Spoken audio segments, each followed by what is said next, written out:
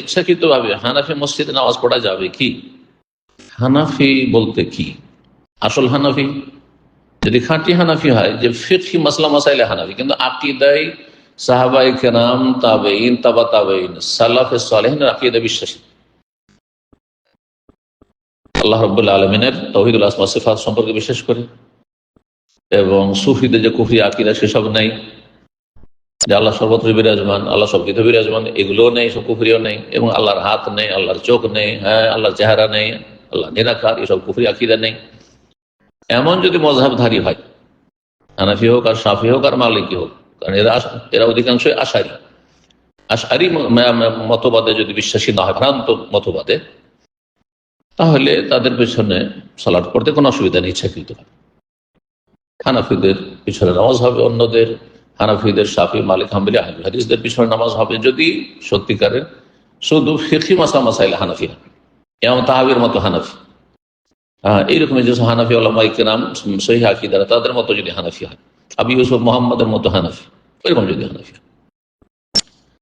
আর ওর চাইতে খাঁটি পাকা হানাফি হচ্ছে আহলুল হাদিস সালাফি, এই যে সাহাল হাদিস পাওয়ার মযহাবে ফিকহি মাসলা মাসাইলের ক্ষেত্রেও সহিহ হাদিসের মযহাবের খেলাফ হয় তো মযহাবকে ছেড়ে দেবে আর সহিহ হাদিস আমল করবে, এটা হলে তো সবচেয়ে ভালো, তাহলে আমরা খাঁটি আহলে হাদিস।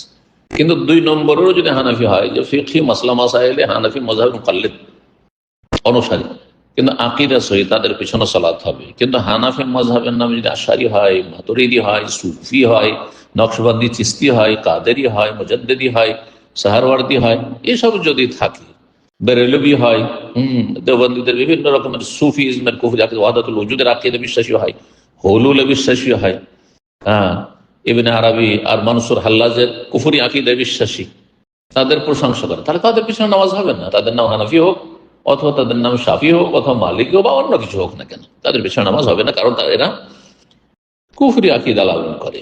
এই জন্য কোন ধরনের হানাফি আপনি উদ্দেশ্য করেছেন সেটা জানার বিষয়, এবং সেটা আপনার লক্ষ্য রাখার বিষয়।